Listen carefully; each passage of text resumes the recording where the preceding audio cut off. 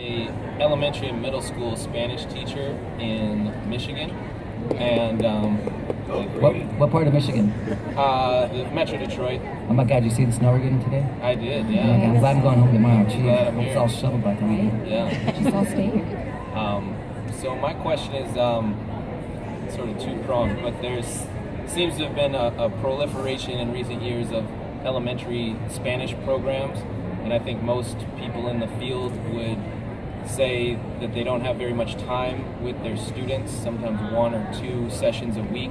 And my question is two parts. One, do you think that programs like that have value? And the second part is, given those limited time constraints, other than advocating for more time, what do you think teachers should do with their time to maximize it for language acquisition? That's about 8 questions in one. I know. Sometimes this happens to me in the show. I get these dissertation-like questions. Very good. And people want a lot for $5. You know? Yeah, give it a brief shot. First of all, in terms of foreign language in the elementary school, the general public idea is that the earlier you start, the better, and it's magic. And no, it's not true. Older is faster. Before puberty will give you better accent in the long run than after puberty, but older is much quicker. If you want to be efficient, I would say start around age 9, 10, and not with preschool, etc. But there's nothing wrong with the programs. A lot of them are wonderful. The kids like it. They get a good attitude for it. And if you could pump in 2 sessions a week of really high quality, compelling, comprehensible input, like TPRS. Yay! Okay. Yeah, it's fantastic. I would love 2 hours a week of comprehensible input in the language of my choice. I think it's great.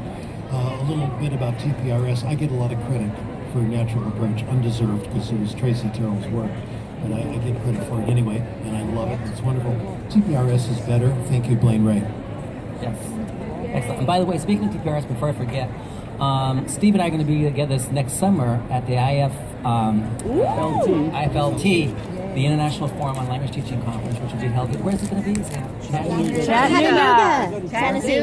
Chattanooga. I knew it was in Tennessee somewhere. So right here, those of you in the audience can see this. Go by the TPRS booth and pick up one of these. Bill, piggyback on that.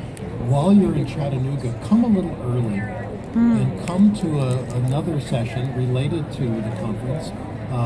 Put on by Fluency Fast. Go to fluencyfast.com, where we're actually offering some intensive classes, and you're gonna love it. There you go. Let me just go back to Joe for this question about this K through 6 stuff, because you used the word value. You said what value, and that's always the key to things. How people interpret value is. Everything that these kids would get involved with is valuable, no matter if it's 2 hours a week or 1 hour a week or 2 hours. It doesn't make a difference. It's all valuable. It depends on what kind of spin you put on it. Because I think, as Steve said, if the kids are liking it and they want to do more later on, that is where you need to be. Because one of our jobs as language teachers is to get people excited about language. And there's no more way to get them excited about language for them to make some progress and do some things and say, look, even if I can only speak 2 or 3 words at a time, I can do that. And we need to show parents, we need to show administrators that these things are very positive things, and we're creating positive attitudes toward language and language acquisition. Well, for once, I agree with you. There you go. I know the day was coming. Yeah. If we have one goal, it's wanting more later on. Yep. That is all that counts. That's the major thing. And I'll tell you something that nobody else knows except me and Darcy Pippin, who's sitting here in the first row. She has managed, in teaching Spanish in the high school, to get a large number of her kids to go all the way and take the AP test all the way through, to go through the whole program. And the percentage that she's getting to actually do it is about, at least 5 times as what we're getting in the national average. This is what counts. Are they continuing? One of the things we're very concerned with is, how do you make someone a lifetime reader, not just a reader to get through an exam? How do you make someone want more? Thanks for bringing that up.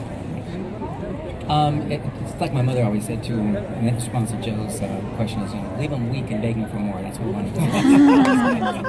Thanks, Joe. Thanks, Joe.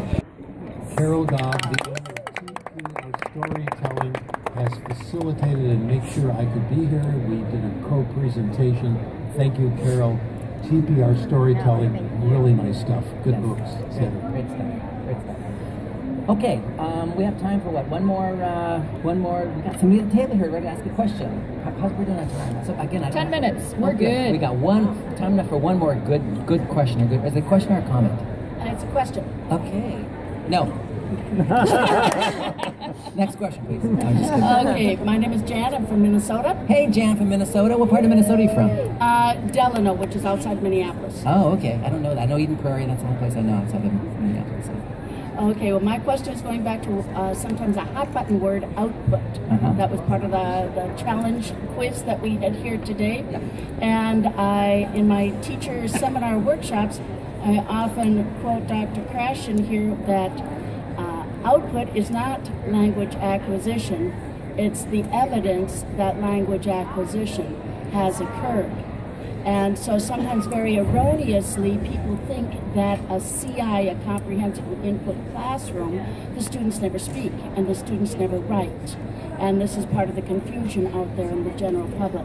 So could you clarify what is the role of output in the language development process? I'm going to let Bill do this because he said it very well in his writings.